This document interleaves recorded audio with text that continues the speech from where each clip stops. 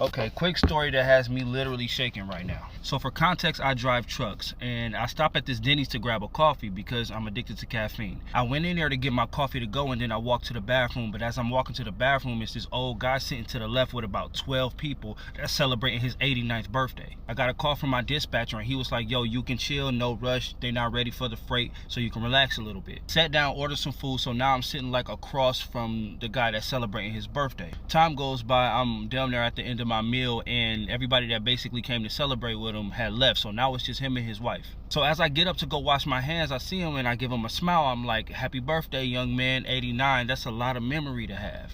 Here's the thing, I don't even know why I said that. He could have had Alzheimer's. I'm not even sure what I meant by that. Like, but that's what I said.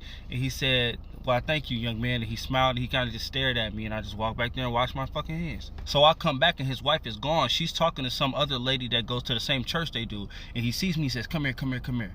And I said, yes. And he said, there are way too many things that I wish I could forget. And I said, yeah, man, you make it to damn near 100 years old. I'm pretty sure you got a handful of regrets. And he looked at me with the most serious look ever and said, you have no idea.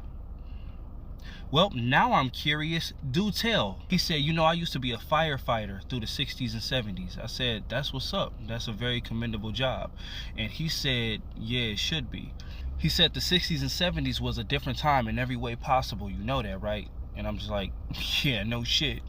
He said back in those times, I was a way different man, and who knew that we'd get to the point where we are in society today and I'd be feeling the way I'm feeling about the decisions that I made back in those times. So I'm like, man, if you won't fucking tell me, bro.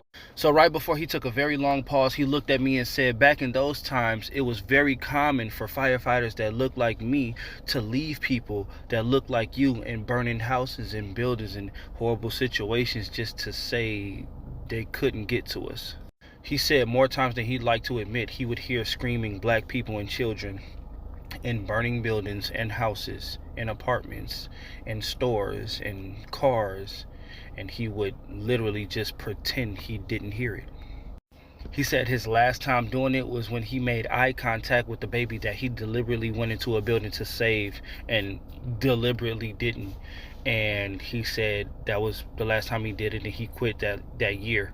He said the nightmare still hasn't stopped. He still hasn't forgiven himself, and therapy helps, but it's still a living nightmare to have those memories.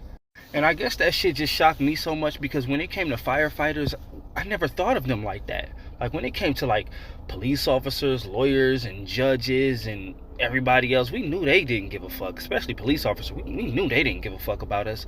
But I don't know why that didn't click to me that, no, it was everybody that hated us. Everybody had a hand in deliberately making our lives worse. When I calmed down from being mad enough to want to pull the plug on his ass, I thought about it, and I was like, of course they did this. Of course they did this shit. Duh. Like, why was I even shocked? Like, of course.